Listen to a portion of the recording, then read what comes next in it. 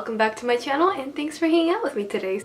So today was the final episode of Free Dive to the Future, but the good news is it looks like we'll be seeing Free back in 2020, which is a long time from now. It's 2 years from now, and at the same time I feel like it'll roll around real quickly because we are pretty close to 2019 already, but 2020, I don't know if I can wait that long. Like, I know it's gonna be worth the wait, and we have like no information whatsoever what it's gonna be. Everyone's thinking either it's gonna be a movie or a season 4.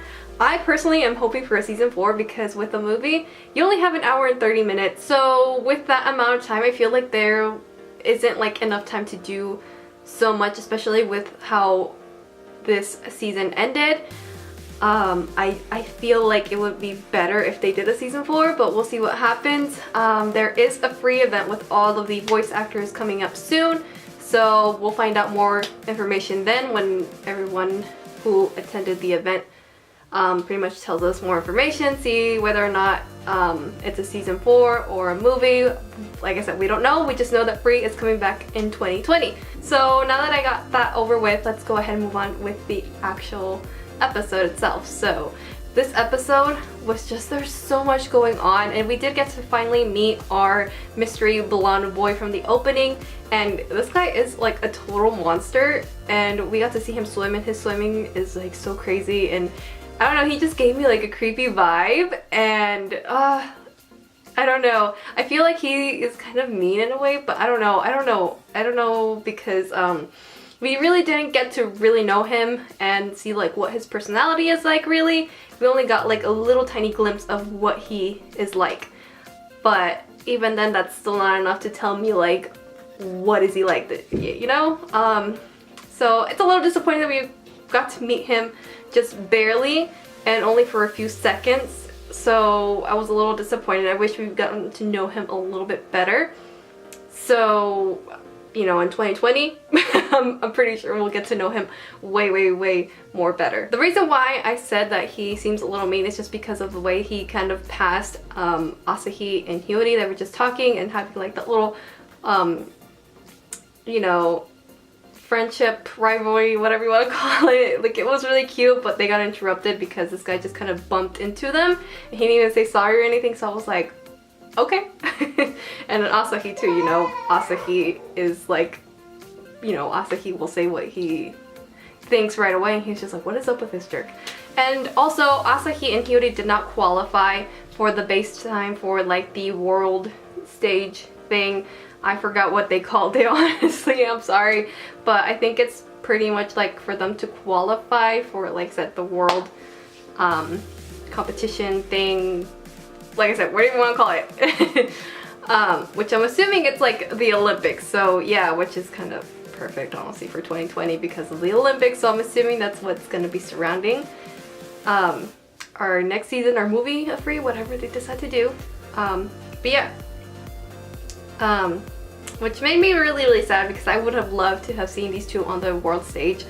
But Asahi does have like another race that we did not get to see in this episode, and like I said, I was really disappointed because there was just so many other races that didn't happen yet that we knew about, and then the way that this episode ended as well, I was like, seriously? Because Rin and Haru were about to have like their next race, and I was getting excited and I was hyped, and the episode cuts there and we have the ending song. I was like, seriously,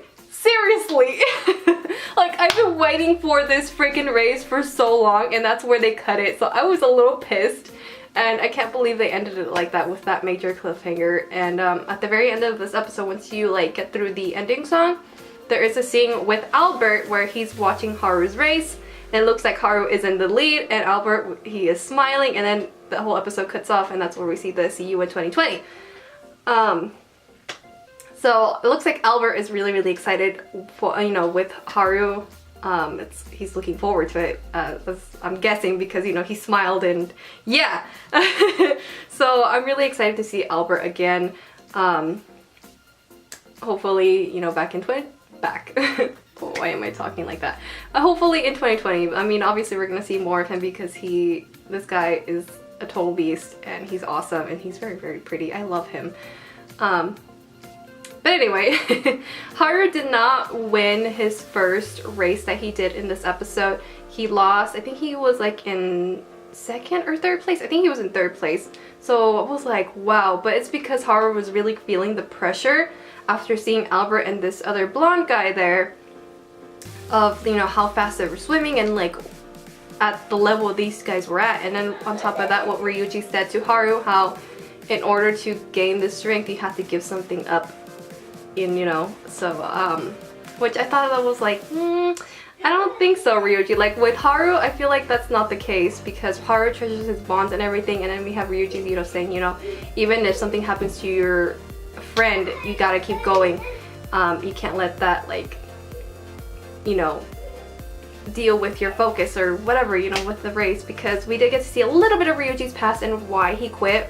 Mihail pretty much gave us a little bit of information there, how he chose his race over seeing his friend in the hospital because he got into an accident. And you know, while he raced, it looks like obviously he was focused more on his friend's condition, and he didn't win his race either. So that's why he sees Haru with all his friendship and bonds. He's just like, you know, he's like, I don't get this guy. He doesn't really get Haru, but it's like Mihail said, you know, they're the new generation. They do things differently. It's their way. Let them be. Which was really, really nice, because these boys do treasure their bonds, and it's what makes them stronger. So obviously, what Ryuji said, Haru was like, I don't like that. That's not who he is, and that's not who our boys is, because this whole entire free series, honest, and Haru and everybody revolves around their bonds. It's what makes them stronger. It's what makes them better. Oh my gosh, the Kirishima brother race was freaking amazing, and I love the OST that they were playing for this race. It was beautiful, and it was beautifully done, and I started crying. It was such an emotional little race between these two brothers that love each other, and it was really beautiful seeing how Natsuya was like, I'm proud of you, and Ikuya was like, well, I'm your little brother, of course, you should be.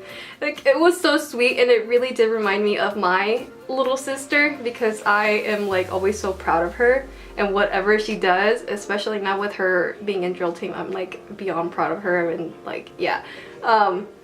So I understand how Natsuya is feeling. Like, it's cute, and I loved it. It's such a cute, it was a beautiful moment, and one of my favorite moments of this episode for sure. Besides, you know, with Haru and Makoto, you know, at the beach, and Haru screaming how he's gonna make it into the world stage and stuff like that. That was really cute, and I loved it. Haru has definitely grown so much, especially in this season. I feel like we've seen it the most. And it's awesome, and it's gonna be even crazier seeing him grow, because Ryuji has said that he has way more potential and he has way more room to grow, which is amazing itself, and I can't wait to see that growth in Haru.